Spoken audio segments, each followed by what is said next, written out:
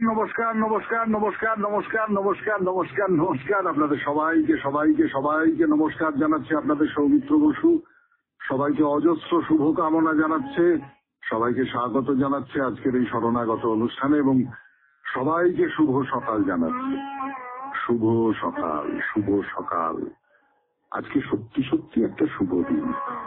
তার কারণ আজকে শ্রী শ্রী অন্নদা ঠাকুর, যিনি দক্ষিণেশ্বর রামকৃষ্ণ সংঘ আদ্যাপীঠের প্রতিষ্ঠাতা, তাকে নিয়ে আমরা শরণাগত অনুষ্ঠানে কথা বলেওছি। সেই অন্নদা ঠাকুরের আবির্ভাব তিথি, পুণ্য দিন আজকে। তো বেণী মাধবশীলের পঞ্জিকা অনুযায়ী আজকের দিনটার কথা এবার বলি। আজকে 6ই অগ্রহায়ণ 1431, ইংরেজির 22শে নভেম্বর 2024, শুক্রবার। আজ সপ্তমী। সূর্যোদয়ের সময় ভোর 6টা। শরণাগত শুরু করবার 1 ঘন্টা পরে 6টা। আর সূর্যাস্তের সময় বিকেল 4:48। নক্ষত্র অশ্লেষা। আজকে জন্মে কর্কট রাশি, বিপ্রবর্ণ, রাক্ষসগণ। রাত্রি 9:01 গতে সিংহ রাশি, ক্ষত্রিয় বর্ণ। আমাদের হোয়াটসঅ্যাপে চিঠি পাঠাবার নাম্বার 9831922927। চিঠি পড়ায় অতি অবশ্যই SG লিখতে হবে। এবারে আজকের অনুষ্ঠান সম্পর্কে বলবো। আজকের অনুষ্ঠানে প্রথমে তো পুরাণ চিরন্তন, আপনারা সকলেই জানেন। পুরাণ চিরন্তনে বালিকে বান মেরেছেন রামচন্দ্র। বালি এখনো পর্যন্ত নিহত হননি, কিন্তু বালি রামচন্দ্রকে বলছেন, তুমি এই অধর্মটা কি করে করলে? তোমাকে তো 5 জন লোকে মানে গণে, তোমাকে তো একজন বড় মাপের পুরুষ বলে মনে করে, অবতার কথাটা যদি নাও বলি। তুমি এরকম একটা অন্যায় কাজ করলে, তুমি আড়াল থেকে বান মেরে আমাকে হত্যা করলে। তো রামচন্দ্র তার যুক্তি দেওয়ার চেষ্টা করছেন। তারপরে স্বামী বিবেকানন্দের রচনা থেকে পাঠ, মানুষের যথার্থ স্বরূপ, 2য় পর্ব। তার অল্প খানিকটা অংশ পড়ে শুনিয়েছিলাম আপনাদের, আরো খানিকটা অংশ পড়ে শোনাবো। তারপর ঠাকুর শ্রী রামকৃষ্ণ পরমহংসদেবের কথামৃত থেকে পাঠ করে শোনাবো। স্বামী লোকেশ্বরানন্দর রচনা থেকে পাঠ। আপনাদের চিঠিপত্র পড়বো। আর শেষে বাইরে দূরে 92.7 বিগ FM শরণাগত অনুষ্ঠান শুনছেন। আমি আছি আপনাদের সঙ্গে, আপনাদের সৌমিত্র বসু। ফিরে আসছি গানের পর। প্রসিদ্ধের জন্য তুমি সুগ্রীবকে দিয়ে সীতার অন্বেষণ করবে, আমাকে বললে পারতে, আমি খুঁজে এনে দিতাম। আমাকে বললে না কেন? তোমার সঙ্গে সুগ্রীবের ঋষ্যমুখ পর্বতে দেখা হয়েছে, সেই জন্য তুমি সুগ্রীবকে তার উপর নির্ভর করেছো। আমি খুঁজে এনে দিতাম, তাহলে তোমাকে এই অধর্মটা করতে হতো না। এটা কেন করবে? তো এইরকম করে বালির সঙ্গে যে তর্কযুদ্ধ হলো, সেই তর্কযুদ্ধে রামকে পদে পদে পরাস্ত হতে হলো। নিজের পক্ষে বলবার মতন কোন যুক্তি খুঁজে পাচ্ছেন না। তার শেষে যেটা বলছেন সেটা হচ্ছে, আমি মানছি তোমাকে আড়াল থেকে তীর মারা আমার ঠিক কাজ হয়নি, কিন্তু এছাড়া আমার কোনো উপায় ছিল না বালি। আমি অপরাধ করেছি, আমি অপরাধ স্বীকার করছি। তো বালি বলছে, এখন আর তা করে কি হবে, আমার শেষ সময় আসন্ন। তবে যাবার আগে বলে যাচ্ছি, এই অপরাধের ফল কিন্তু তোমাকে ভোগ করতে হবে। রামচন্দ্র বলছেন, আমার সত্যি খুব খারাপ লাগছে, খুব খারাপ। আমি তোমাকে বর দিচ্ছি, এখন তো ত্রেতা যুগ চলছে, দাপর যুগে তুমি ব্যাধ হয়ে জন্মাবে, আর তখন তুমিও গাছের আড়াল থেকে লুকিয়ে বান মেরে আমাকে বধ করবে। এইভাবে তোমার প্রতিশোধ সম্পূর্ণ হবে। বালি শেষ নিঃশ্বাস ত্যাগ করলেন। রামের কথা শুনে হয়তো খানিকটা শান্তিতেই গেলেন, কিন্তু এই যে রামায়ণে এই যে কথা বলা আছে যে তুমি আবার জন্মাবে, ব্যাধ হয়ে জন্মাবে, তখন আমি আবার আসব, কৃষ্ণ হয়ে আসব, তখন তুমি আমাকে গাছের আড়াল থেকে বধ করবে, যেমন করে আমি তোমাকে আড়াল থেকে বধ করেছিলাম। এই কথা রাম বলছে। কৃষ্ণের মৃত্যুর পেছনে তাহলে এই রকমের একটা ঘটনা আছে। অর্থাৎ নির্বন্ধ, অর্থাৎ অনেক আগে থেকে সমস্তটা ঠিক করা আছে। কোন দূর যুগে কোনো একটা ঘটনা ঘটেছিল, সেই ঘটনা তার ফল তার ফল তার ফল তার ফল, ফলের একটা শৃঙ্খল, সেই শৃঙ্খল বইতে বইতে বইতে বইতে বইতে বইতে চলে এসেছে এখনো পর্যন্ত। তার ফলে শ্রীকৃষ্ণের মৃত্যু হলো, তার দেহের অবসান হলো। তো এরপরে আর একটা গল্প বলবো আপনাদের, কৃষ্ণের মৃত্যু সংক্রান্ত আর একটা গল্প। কৃষ্ণের মৃত্যুর পেছনের কারণ হিসেবে দুর্বাসা মুনির একটা অভিশাপের গল্প বলবো আপনাদের। দুর্বাসা মুনি, তিনি তীর্থ ভ্রমণে বেরিয়েছেন, তো নানান জায়গায় ঘুরতে ঘুরতে ঘুরতে ঘুরতে তিনি দ্বারকায় এসে পৌঁছেছেন। তো দ্বারকায় দুর্বাসা মুনি এসেছেন, খবর পেয়েছেন কৃষ্ণ, এসে একবার দৌড়ে এসেছেন। তিনি জানেন যে দুর্বাসা ঋষি হচ্ছেন শিবেরই আর একটা রূপ, খুব রাগী, খুব গোপন স্বভাব এবং খুব অবুঝ। তাকে যুক্তি দিয়ে কিছু বোঝানো যায় না। এক ধরনের মানুষও আছে দেখবেন, যুক্তি দিয়ে কিছু বোঝানো যায় না, প্রচন্ড রাগী। মানে তাকে যদি আপনি বলেন না আসলে ব্যাপারটা আমি ও সমস্ত কিছু জানি না, আমার জানবার দরকার নেই, এরকম এক ধরনের মানুষ আছে না। তো দুর্বাসা মুনি হচ্ছেন সেই রকমের একজন মানুষ, কথায় কথায় অভিশাপ দিয়ে দেন। তো কৃষ্ণ তো ঋষি দুর্বাসা আসুন আসুন আসুন আসুন আসুন আসুন আসুন আসুন করে খুব চমৎকার প্রাসাদ, সুন্দর ব্যবস্থা, সেইখানে আরাম করে বসতে দিলেন। আপনি ভালো আছেন, সুস্থ আছেন, আপনার সকল মঙ্গল। তো দুর্বাসা বললেন যে হ্যাঁ, কিন্তু ঘুরতে ঘুরতে বড় ক্লান্ত হয়ে পড়েছি আর খুব ক্ষুধার্ত বটে। তুমি আমার জন্য কিছু খাবারের বন্দোবস্ত করো। হ্যাঁ হ্যাঁ হ্যাঁ হ্যাঁ, নিশ্চয়ই নিশ্চয়ই নিশ্চয়ই, আপনি একটু বসুন, আরাম করুন, আমি এক্ষুনি সমস্ত ব্যবস্থা করছি। তো কৃষ্ণ খুব যত্ন করে নিজের হাতে পায়েস বানিয়ে একটা বড় পাত্রে করে দুর্বাসার কাছে নিয়ে গেলেন, দিয়ে বললেন আপনি আহার করুন। দুর্বাসা সত্যি সত্যি খুব খিদে পেয়েছিল, ঘুরে ঘুরে বেড়াচ্ছেন, অনেকটা খেলেন, খুব তৃপ্তি করে খেলেন, কিন্তু অনেকটা খেলেন, বাকিটা খেলেন না। মানে প্রায় বাটির অর্ধেক পায়েস বাটিতেই পড়ে রইল। কৃষ্ণ বললেন যে এ কি পায়েস কি খেতে ভালো হয়নি, আপনি পুরোটা খেয়ে নিন, নইলে পেট ভরবে কেন, আপনি ক্ষুধার্ত বলছিলেন, পথশ্রমে ক্লান্ত, আপনি খেয়ে নিন পুরোটা। দুর্বাসা বললেন না, এই নাও এই পায়েসটা আমার গোটা শরীরে মাখিয়ে দাও তো। 92.7 বিগ FM এ শরণাগত অনুষ্ঠান শুনছেন পুরাণ চিরন্তন, দুর্বাসার অদ্ভুত আবদার। এরপরে কি হলো সেটা বলবার জন্য আপনাদের সৌমিত্র বসু ফিরে আসছে। গানের পর যা বলছিলাম আপনাদের গানের আগে 92.7 বিগ FM এ শরণাগত অনুষ্ঠানে দুর্বাসা বললেন যে এই যে বাকি পায়েস যেটা ফেলে রেখে দিয়েছি আমি বাটিতে, সেইটা আমার সারা গায়ে মাখিয়ে দাও। তো কৃষ্ণ বললেন যে আপনার সারা গায়ে মাখিয়ে দেব এই পায়েস? হ্যাঁ তাই তো বলছি আমি। কৃষ্ণ দেখলেন যে দুর্বাসা রেগে যেতে পারেন, রেগে গিয়ে দুম করে একটা অভিশাপ দিয়ে দিলেন, সে একটা কেলেঙ্কারি ব্যাপার হবে। আর তাছাড়া দুর্বাসা তো এমনি এমনি হেলাফেলা করার মতো লোক নন, তিনি যখন এই কথাটা বলছেন তখন নিশ্চয়ই তার পেছনে কোনো একটা কারণ আছে। আচ্ছা ঠিক আছে করে বাটি থেকে হাতে করে পায়েস তুলে তুলে সারা শরীরে মাখাতে শুরু করলেন। আস্তে আস্তে আস্তে আস্তে একবারে গোটা শরীরটা পায়েসে ভরে গেল, পায়েস মাখানো অবস্থায়। শুধু পায়ের তলায় মাখানোটা হলো না, মাখানো হলো না তার একটা কারণ আছে, কিন্তু একটা খুব স্পষ্ট যুক্তি আছে। সেটা হচ্ছে ঋষি দুর্বাসার আশীর্বাদ ধন্য এই পায়েস। ঋষি দুর্বাসা এই পায়েস নিজে খেয়েছেন, এটা যদি আমি পায়ের তলায় মাখাই তাহলে ঋষিকে অপমান করা হবে না। এরকম 7 মাস ভেবে তিনি পায়ের তলায় না মেখেই বাকি পায়েসটা শেষ হয়ে গেল। দুর্বাসা পুরোটা দেখলেন, মানে যেরকম করে শিক্ষক ছাত্রের পরীক্ষা নেন তেমনি করে দেখলেন, পায়েস শেষ হয়ে গেল। তখন বললেন কৃষ্ণ আমি তোমাকে এমনি এমনি পায়ে সারা গায়ে মাখাতে বলি, সেটা তো বুঝতেই পারছো নিশ্চয়ই। তুমি শরীরের সর্বাংশে পায়েস লাগিয়েছ। তোমাকে বর দিলাম, তোমার শরীর অবদ্ধ হবে, কোনো অস্ত্রই তাকে ভেদ করতে পারবে না,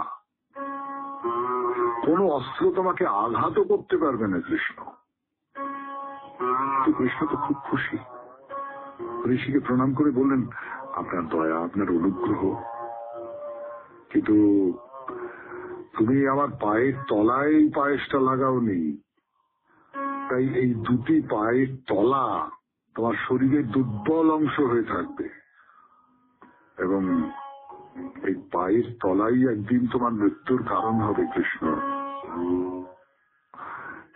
আর তো কিছু করার নেই, পায়েস তো শেষ, অদৃষ্টের লিখন মেনে নিতে হবে। সেই পায়ের তলা দিয়ে বাণ প্রবেশ করল।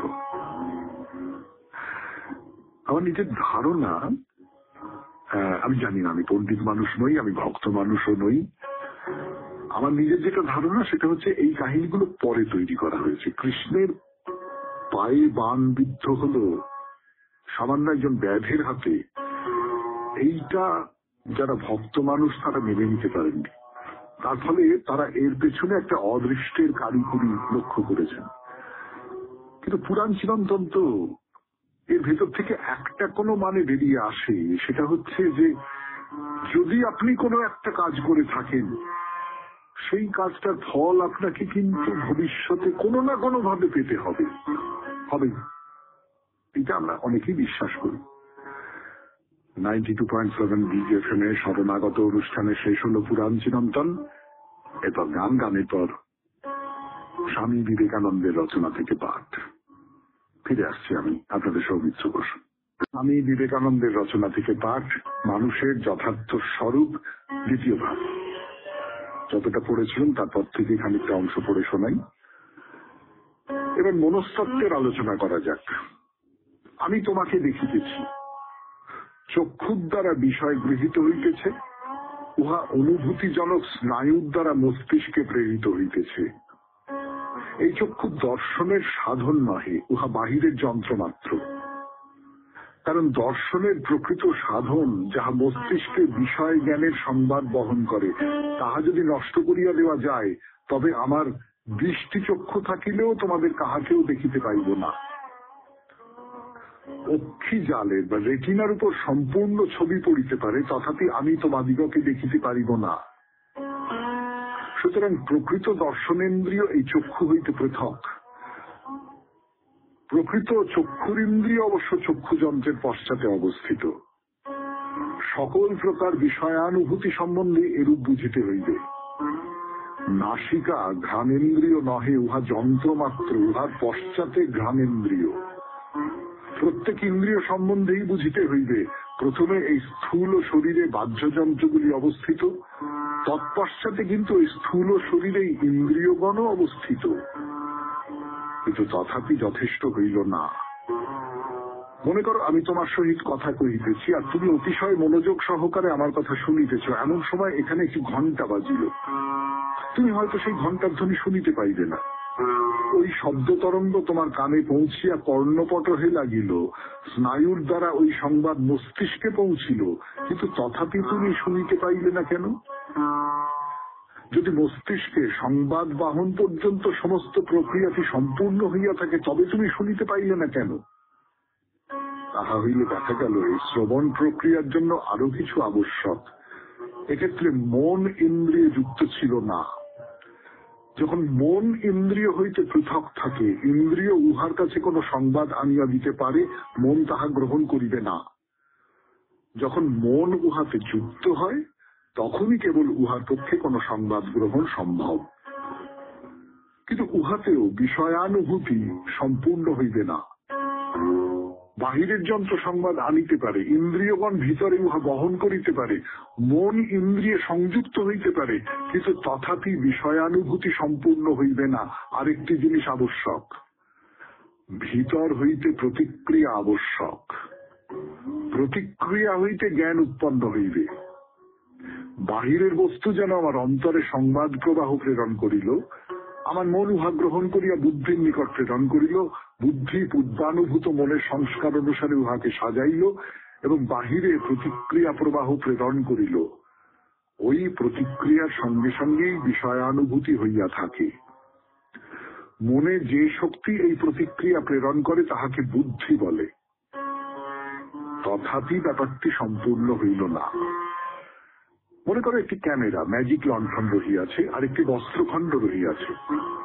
আমি ওই বস্ত্রখণ্ডের উপর একটি চিত্র ফেলিবার চেষ্টা করিতেছি। আমি কি করিতেছি? আমি ক্যামেরা হইতে নানা প্রকার আলোক কিরণ ওই বস্ত্রখণ্ডের উপর ফেলিয়া ওইগুলি ওই স্থানে একত্র করিতে চেষ্টা করিতেছি। একটি অচল বস্তুর আবশ্যক, যাহার উপর চিত্র ফেলা যাইতে পারে। কোন সচল বস্তুর উপর চিত্র ফেলা অসম্ভব, কোন স্থির বস্তু প্রয়োজন। আমি যে সকল আলোকরশ্মি ফেলিবার চেষ্টা করিতেছি সেগুলি সচল। এই সচল আলোকরশ্মি কোন অচল বস্তুর উপর একত্র একীভূত করিয়া মিলিত করিতে হইবে। ইন্দ্রিয়গণ যে সকল অনুভূতি ভিতরে লইয়া গিয়া মনের নিকট এবং মন বুদ্ধির নিকট সমর্পণ করিতেছে, তাহাদের সম্বন্ধেও এই রূপ। শুনলেন স্বামী বিবেকানন্দের রচনা থেকে পাঠ, মানুষের যথার্থ স্বরূপ, দ্বিতীয় পত্র। এরপরে গান, গানের পর কথামৃত। আমি আছি আপনাদের সঙ্গে, আপনাদের সৌমিত্র বসু। 2.7 বিগ FM এ শরণাগত অনুষ্ঠান শুনছেন। আমি আছি আপনাদের সঙ্গে, আপনাদের সৌমিত্র বসু। এখন কথামৃত থেকে পাঠ। ঠাকুর শ্রী রামকৃষ্ণ পরমহংসদেব কথামৃতে যেসব কথা বলেছেন, শ্রীম যা লিখে রেখেছেন, তার থেকে পাঠ করে শোনাচ্ছি আপনাদের। আর হয়তো একটা দুটো কথাও বলছি, সেই সূত্র ধরে আমার মনে যা জাগে সেই সমস্ত কথা দুটো চারটে বলবার স্বাধীনতা নিচ্ছি। তো এর আগের দিন যেটা বলছিলাম যে সন্ন্যাসী কামিনী কাঞ্চন কোনো কিছু গ্রহণ তো করবেই না, প্রশ্নই নেই। একেবারে তার সংস্পর্শে থাকবে না, তার কাছাকাছি না, কেননা এগুলো হচ্ছে আমাদের চুম্বকের মতন। এবং এটা আপনারা জানেন, আমাদের বাস্তব বুদ্ধি দিয়েই আপনারা জানেন, আমাদের বাস্তব অভিজ্ঞতা দিয়েই আপনারা জানেন যে টাকা পয়সা, নারী বা নারীদের ক্ষেত্রে পুরুষ, মানে সোজা কথায় যাকে বলে যে প্রাকৃতিক যে দাবি, টাকা পয়সা মানে তো টাকা মানে তো কাগজ, কিন্তু টাকা মানে তো আসলে হচ্ছে নানান রকম সুখভোগ, ঐহিক সুখভোগ, পার্থিব সুখভোগ, জাগতিক সুখভোগ। এইগুলো আপনাকে হুড়মুড় করে টেনে নেবে। আচ্ছা দেখি তো, এই যে পদস্খলন হয়ে যাবে আপনার, ফলে ওর ধারে পাশে থাকবেন না, একদম ওটাকে দূরে রেখে দেবেন, যাতে কোনোভাবে আপনার কাছাকাছিও, আপনার পঞ্চেন্দ্রিয়র কাছাকাছিও না আসতে পারে। এই চেষ্টা অনবরত করে যেতে হবে। টাকায় যেটা হয়, আপনি যদি শরীর ধারণ করেন, আপনি যদি সংসারের মধ্যে থাকেন, তো টাকাতে আপনি খেতে পাবেন, পড়তে পাবেন, থাকবার জায়গা পাবেন, এবং ঠাকুরের সেবা, সাধু ভক্তের সেবা হয়। কিন্তু জমাবার চেষ্টা করাটা একেবারে উচিত নয়, ওটা মিথ্যে। বলে কি বলছি, উপমা হিসেবে অনেক কষ্টে মৌমাছি চাক তৈরি করে, আর একজন এসে ভেঙে দিয়ে যায়।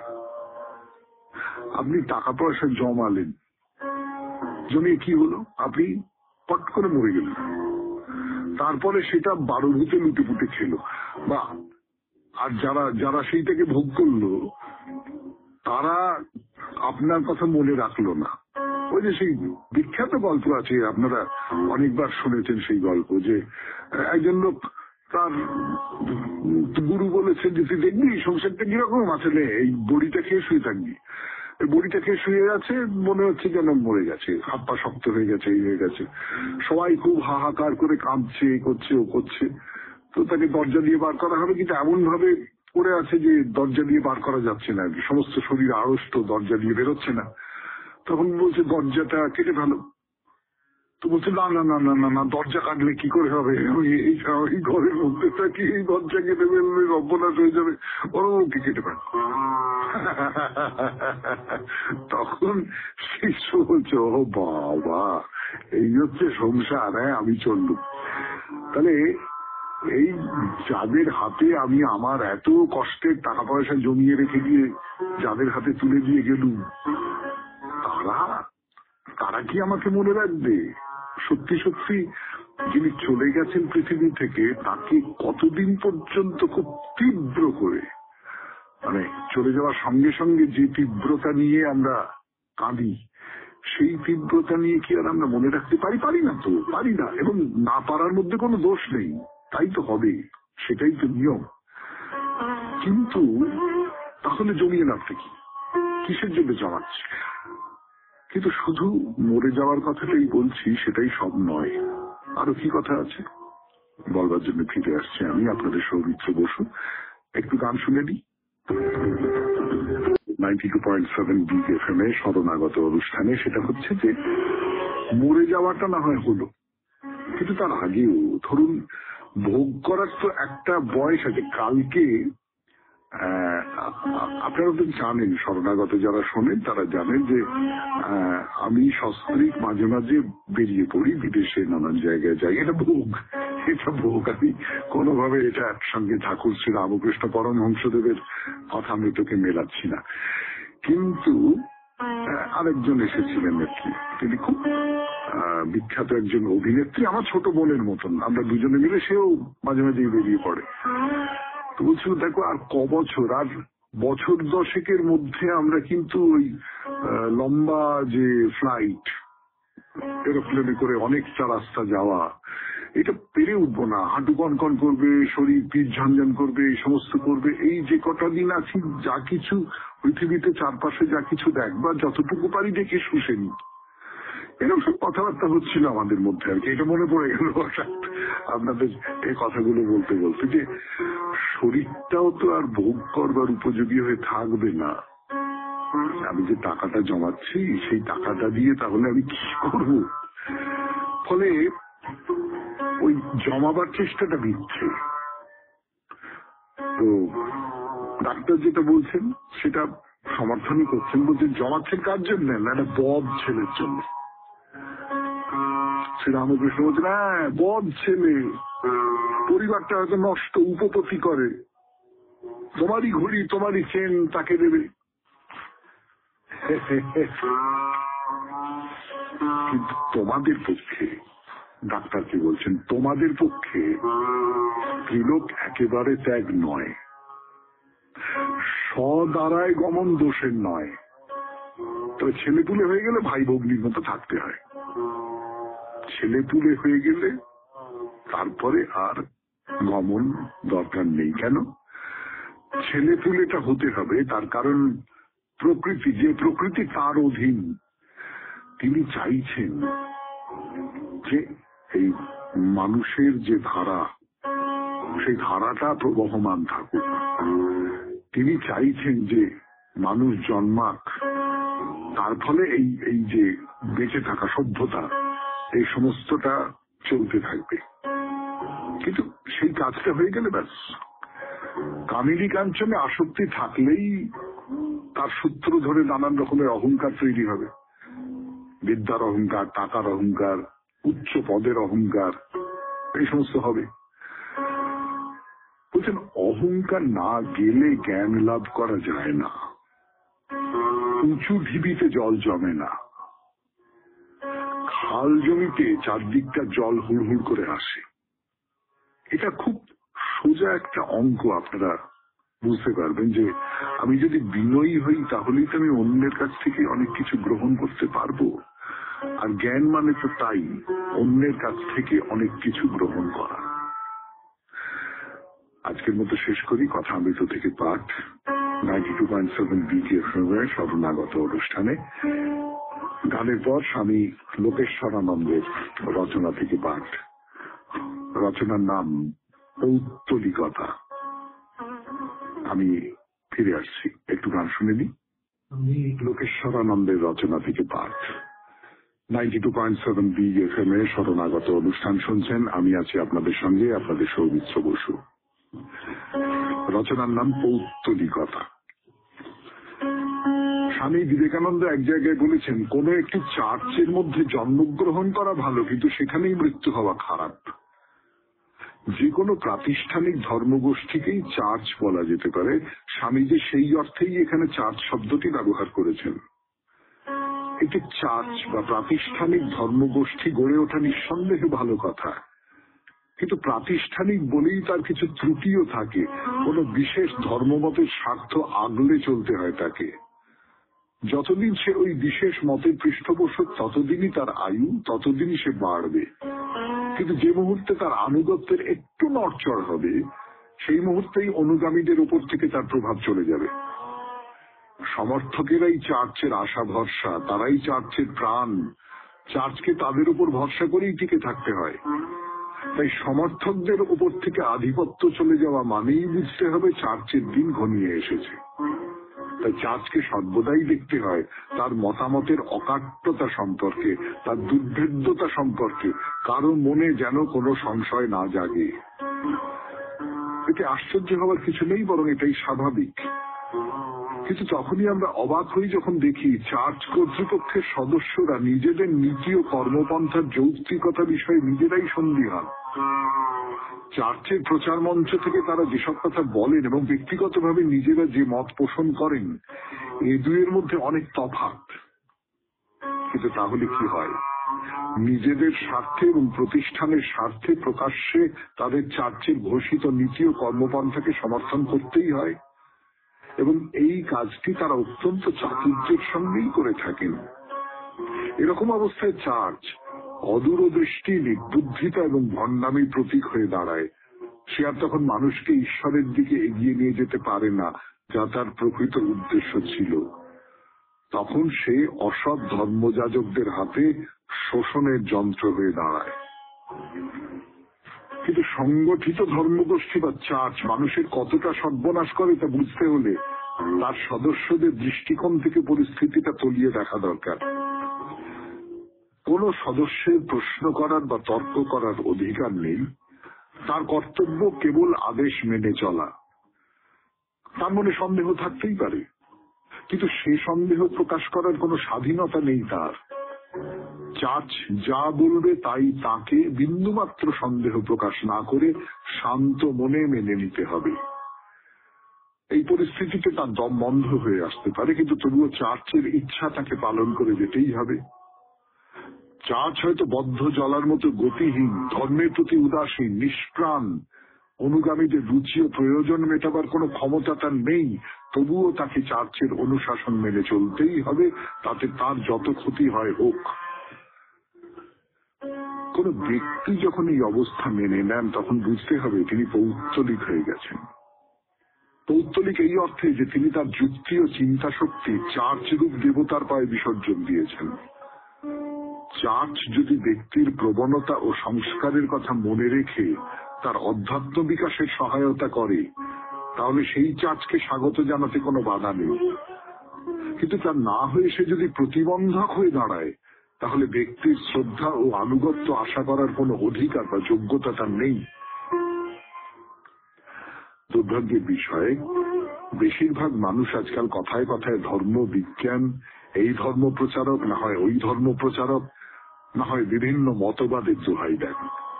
তারা নিজেরা চিন্তা করতে চান না, তারা চান অন্যরা তাদের হয়ে চিন্তা করুন। যেসব সমস্যার সঙ্গে তাদের যুঝতে হয় তার তৈরি সমাধান পেলেই তারা খুশি। কাঠ বা পাথরের মূর্তিকে ঈশ্বর জ্ঞানে পুজো করার চাইতে এই প্রবণতা আরো নিকৃষ্ট ধরনের পুতুল পূজা। ধর্ম একটা অন্বেষণ, সুদীর্ঘ অনুসন্ধান। কোনো এক জায়গায় আটকে যাওয়ার অর্থ বদ্ধ হওয়া, মৃত্যুকে বরণ করে নেওয়া। চার্চ অবশ্যই লক্ষ্যে পৌঁছবার একটা সিঁড়ি, কিন্তু লক্ষ্য কখনোই নয়। চার্চ ভালো, তাকে যদি একটা সময় অতিক্রম করে যাওয়া যায়। যদি তা না করা যায়, তবে চার্চের উদ্দেশ্যই ব্যর্থ হলো। এই কারণেই বলা হয়েছে চার্চে জন্মানো ভালো, কিন্তু মরা ভালো নয়। তা সে খ্রিস্টানদের চার্চে হোক বা অন্যান্য ধর্মের চার্চে হোক। শুনলেন স্বামী লোকেশ্বরানন্দের রচনা থেকে পাঠ। 92.7 বিগ এফএম এ শরণাগত অনুষ্ঠানে এখন গান, গানের পর আপনাদের চিঠিপত্র। 92.7 বিগ এফএম এ শরণাগত অনুষ্ঠান শুনছেন। আমি আছি আপনাদের সঙ্গে, আপনাদের সৌমিত্র বসু। আজকের চিঠিটির বিষয় পুজোর 4 দিন। লিখেছেন সত্যহরি ভট্টাচার্য, উত্তর বাগসাড়া, সাঁতরাগাছি, হাওড়া থেকে। শ্রদ্ধেয় সৌমিত্র বাবু, এইবারের বিষয় পুজোর 4 দিন। পুজো প্রত্যেক বছরই আসে, ষষ্ঠী থেকে নবমী বেশ আনন্দেই কাটে। দশমীর দিন একটু মন খারাপ হয়, কারণ ওই দিনই মা কৈলাসে পাড়ি দেন। আবার পরের বৎসরের অপেক্ষায় থাকি। ষষ্ঠী বাদ দিলে সূর্য সিদ্ধান্ত মতে এবারের পুজো তিথি সংকোচে 3 দিনে সম্পন্ন হয়েছে। এই 3 দিন আবার কেমন কেটেছে তা সংক্ষেপে লিখছি। বেশ কয়েক বছর যাবৎ আমি এবং আমার পরিবারের সবাই মিলে দুদিন আগে থাকতেই কলকাতার দুর্গা প্রতিমা দর্শন করি। এইবারেও তার ব্যতিক্রম হয়নি। তবে উপরি পাওনা বরিষ্ঠ নাগরিক হওয়ায় আমাদের হাওড়া পুলিশ সুপারের উদ্যোগে চতুর্থীর দিন কলকাতার দুর্গা প্রতিমা দর্শনের ব্যবস্থা করেছিলেন। সেই মতো আমাদের থানার নোডাল অফিসার ওই দিন সকালেই গাড়ি করে শিবপুর পুলিশ হেডকোয়ার্টারে পৌঁছে দিয়েছিলেন। সেখান থেকে হাওড়া কমিশনারেটে আওতাভুক্ত বিভিন্ন থানার বরিষ্ঠ নাগরিকেরা স্ত্রী পুরুষ নির্বিশেষে অংশ নিয়েছিলেন। লাক্সারি বাসে করে কলকাতার প্রায় 10টি প্রতিমা দর্শন করিয়েছিলেন। প্রাতরাশ এবং দুপুরের খাবার ব্যবস্থা ভালোই ছিল। প্রতিমা দেখা এবং অনেক ব্যক্তির সঙ্গে আলাপচারিতায় ওই দিনটা আমার কাছে আনন্দদায়ক হয়েছিল। ফেরার ব্যবস্থা ওরাই করেছিলেন, তাই হাওড়ার পুলিশ আধিকারিক এবং কর্মীবৃন্দকে ধন্যবাদ জানাই। পূজার 3 দিন বাড়ির পাশের মন্দিরে পূজা উপভোগ করেছি। যদিও অন্য বছর পূজারী হিসেবে থাকতাম, কিন্তু শারীরিক কারণে সম্ভব হয়নি। মায়ের আরাধনা সরাসরি না করতে পারায় খুব কষ্ট হয়েছিল। জানি বয়সের সঙ্গে এটা মানিয়ে নিতে হবে। আপনাকে এবং কলাকুশলীদের ধন্যবাদ জানিয়ে বিষয় শেষ করলাম। বিনীত সত্যহরি ভট্টাচার্য, উত্তর বাগসাড়া, সাঁতরাগাছি, হাওড়া। বাহ, চমৎকার। কলকাতা পুলিশের এই দিকটার কথা আমরা কাগজে পড়েছি টরেছি, কিন্তু সত্যি সত্যি আপনি সেই অভিজ্ঞতা নিয়েছেন। এইরকম অভিজ্ঞতা নিয়েছেন আরো কারুর সঙ্গে আমার ব্যক্তিগতভাবে আলাপ আছে। তো সত্যি কলকাতা পুলিশ এটা একটু খুব ভালো কাজ করছে, খুব ভালো কাজ করছে। মানে পুলিশ যে কেবলমাত্র অপরাধীদের দমন করবার কাজই করে না, নাগরিকদের সুরক্ষা, তাদের আনন্দ দেওয়া, বিশেষ করে বয়স্ক নাগরিকদের, সেটাও যে পুলিশের কাজ, এইটা বুঝতে পারছি আমরা। খুব ভালো উদ্যোগ। আপনার মারফত তাদেরও আমি ধন্যবাদ জানালাম। এবার বাইরে দূরে 92.7 বিগ FM এ শরণাগত অনুষ্ঠান শুনছেন। আমি আছি আপনাদের সঙ্গে, আপনাদের সৌমিত্র বসু। 92.7 বিগ FM এ শরণাগত অনুষ্ঠানে আমরা এখন আছি বারাণসীতে। বারাণসী আমার নিজের ধারণা, আপনারা যারা এই শরণাগত অনুষ্ঠান শুনছেন তারা সকলেই বলবো না, সকলেই বলাটা হয়তো একটু বাড়াবাড়ি হয়ে যাবে, কিন্তু বেশিরভাগ বা অনেকেই যে গেছেন বারাণসীতে তাতে কোনো সন্দেহ নেই। তার কারণ বারাণসী খুব বড় শহর, সেটার চেয়েও বড় কথা ধর্মস্থানকে কেন্দ্র করে যে শহর গড়ে ওঠা। আমাদের এই যে আমাদের দেশে বা পৃথিবীর যে কোনো দেশেই হয়তো শহর তো গড়ে ওঠে 3টে কারণে। একটা হচ্ছে ব্যবসা বাণিজ্যের কেন্দ্র হিসেবে শহর গড়ে ওঠে, আর একটা হচ্ছে প্রশাসনের কেন্দ্র হিসেবে শহর গড়ে ওঠে, আর একটা হচ্ছে ধর্মস্থানকে কেন্দ্র করে শহর গড়ে ওঠে। তা বারাণসী প্রাথমিকভাবে ধর্মস্থানকে কেন্দ্র করে গড়ে ওঠা শহর। তো সেই বারাণসীতে বিশ্বেশ্বরের মন্দির দেখতে যাননি কে? হ্যাঁ, এবং বারাণসী গঙ্গা, তার গঙ্গা আরতি দেখবার জিনিসের তো কোনো অভাব নেই এই শহরে। আমি নিজে, আমার মনে পড়ে, একটু ব্যক্তিগত কথা বলি আপনাদের।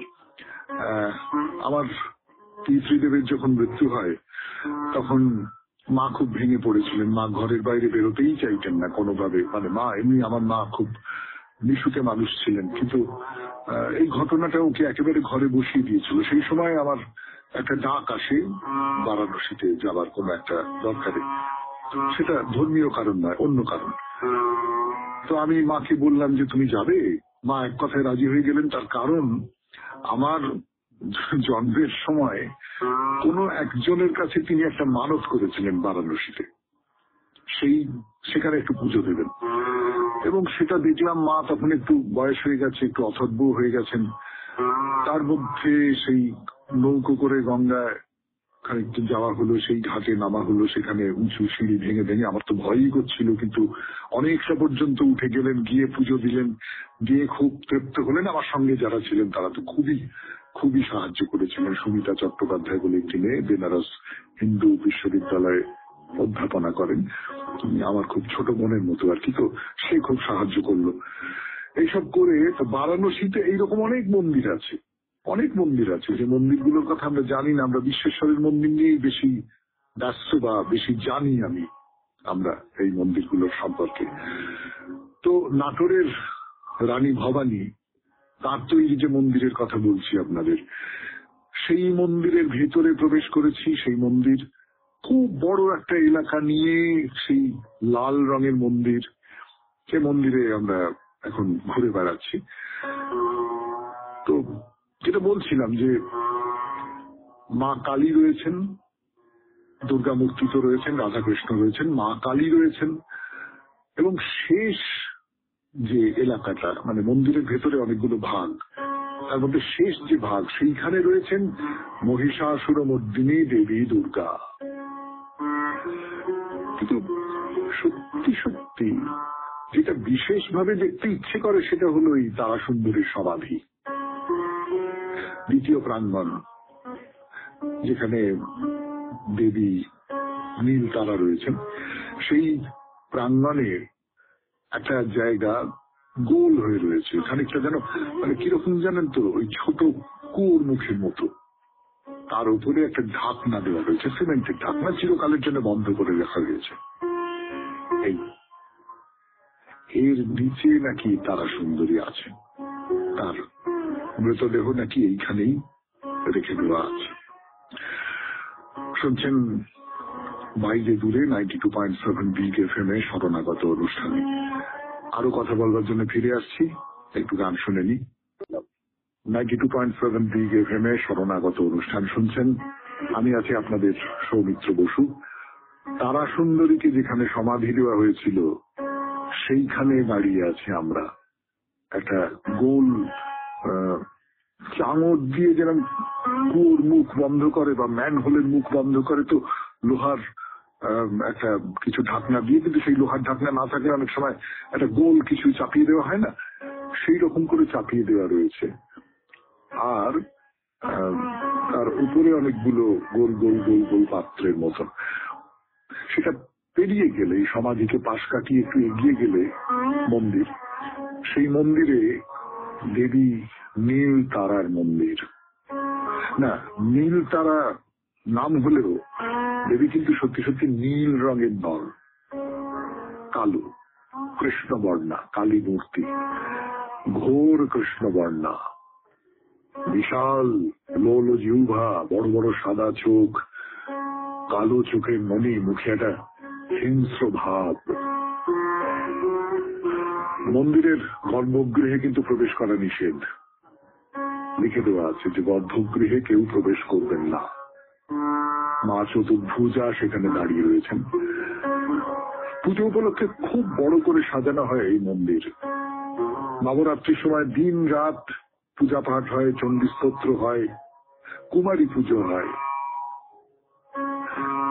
আর আছে একটি শিবলিঙ্গ মন্দিরের মধ্যে, খুব বেশি উঁচু নয়, মোটামুটি মাঝারি একটি শিবলিঙ্গ বেদির ওপর রাখা আছে।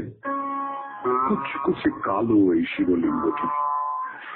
দুর্গা মন্দিরের সঙ্গে তো শিব থাকবেনি, শিবলিঙ্গ থাকবেই। তো এইবার আপনাদের বলি যে বারাণসী বা কাশীর এই মন্দিরে যদি যেতে চান তাহলে কোন সময় যাবেন, মন্দির কোন সময় থেকে কোন সময় পর্যন্ত খোলা থাকে, কোন সময় বন্ধ হয়, এই সব কথা আপনাদের একটু বলি। মন্দির খুলে যায় সকাল 6:30টার সময়, সকাল 6:30, বন্ধ হয় দুপুর 1:30টার সময়। আবার মন্দির খুলে যায় বিকেল 4টের সময়, তারপর একেবারে রাত 10টার সময় মন্দির বন্ধ হয়। এরকম একটা আকাঙ্ক্ষা হতে পারে আপনার বা আপনাদের বা আমাদের সকলেরই তো এই আকাঙ্ক্ষাটা হয়, মন্দির যখন দেখবো তখন মন্দিরে যে আরতি হচ্ছে সেইটা দেখবো। এই আরতি হয় 7টার সময়, সকাল 7টা। আর রাত্রিবেলা আরতি হয় রাত্রি 10টার সময়। আরতি হয়ে তারপরে দেবীর শয়ান, দেবীকে শুইয়ে দিয়ে মন্দির বন্ধ হয়ে যায়। আমি একটা কথা বলবো যে আপনারা এই রানী ভবানী দুর্গা মন্দিরে যদি পুজোর সময় আসেন তাহলে খুব ভালো হয়। পুজোর সময় কেন পুজোর সময় আপনাদের রানী ভবানীর মন্দিরে আসতে বলছি সে কথা বলবো, কিন্তু আজকে নয়, আগামীকাল 92.7 বিগ এফএম এ শরণাগত অনুষ্ঠান আজকের মতো এখানেই শেষ করছি। আমাদের হোয়াটসঅ্যাপে চিঠি পাঠাবার নাম্বার 9831922927। চিঠির গোড়ায় অতি অবশ্যই SG লিখতে হবে, সে তো আপনারা জানেন, তবু আমার নিত্যদিনের কর্ম হিসেবে এই কথাগুলো বলে নি। তাহলে এবার রবীন্দ্রনাথের কবিতা, পথে যতদিন ছিনু ততদিন অনেকের সঙ্গে দেখা, সব শেষ হলো যেখানে সেথায় তুমি আর আমি একা। নানা বসন্তে নানা বরসায়, অনেক দিবসে অনেক নিশায়, দেখেছি অনেক, সহেছি অনেক, লিখেছি অনেক লেখা। পথে যতদিন ছিনু ততদিন অনেকের সঙ্গে দেখা। কখন যে পথ আপনি ফুরালো, সন্ধ্যা হলো যে কবে, পিছনে চাহিয়া দেখিনু কখন চলিয়া গিয়াছে সবে। তোমার নীরব নিভৃত ভবনে, জানি না কখন পশিনু কেমনে, অবাক রহিনু আপন প্রাণের নূতন গানের রবে। কখন যে পথ আপনি ফুরালো, সন্ধ্যা হলো যে কবে। চিহ্ন কি আছে শ্রান্ত নয়নে অশ্রু জলের রেখা, বিপুল পথের বিবিধ কাহিনী আছে কি ললাটে লেখা। রুধিয়া দিয়েছ তব বাতায়ন, বিছানো রয়েছে শীতল শয়ন, তোমার সন্ধ্যা প্রদীপ আলোকে তুমি আর আমি একা। নয়নে আমার অশ্রু জলের চিহ্ন কি যায় দেখা। সবাই খুব ভালো থাকবেন, আনন্দে থাকবেন। নমস্কার নমস্কার নমস্কার নমস্কার নমস্কার নমস্কার নমস্কার আপনাদের সবাইকে সবাইকে সবাইকে নমস্কার জানাচ্ছে আপনাদের সৌমিত্র বসু। সবাইকে অজস্র শুভকামনা জানাচ্ছে, সবাইকে স্বাগত জানাচ্ছে আজকের এই শরণাগত অনুষ্ঠানে, এবং সবাইকে শুভ সকাল জানাচ্ছে। শুভ সকাল, শুভ সকাল। আজকে সত্যি সত্যি একটা শুভ দিন। তার কারণ আজকে শ্রী শ্রী অন্নদা ঠাকুর, যিনি দক্ষিণেশ্বর রামকৃষ্ণ সংঘ আদ্যাপীঠের প্রতিষ্ঠাতা, তাকে নিয়ে আমরা শরণাগত অনুষ্ঠানে কথা বলেওছি। সেই অন্নদা ঠাকুরের আবির্ভাব তিথি, পুণ্য দিন আজকে। তো বেণী মাধবশীলের পঞ্জিকা অনুযায়ী আজকের দিনটার কথা এবার বলি। আজকে 6ই অগ্রহায়ণ 1431, ইংরেজির 22শে নভেম্বর 2024, শুক্রবার। আজ সপ্তমী। সূর্যোদয়ের সময় ভোর 6টা। শরণাগত শুরু করবার 1 ঘন্টা পরে 6টা। আর সূর্যাস্তের সময় বিকেল 4:48। নক্ষত্র অশ্লেষা। আজকে জন্মে কর্কট রাশি, বিপ্র বর্ণ, রাক্ষসগণ।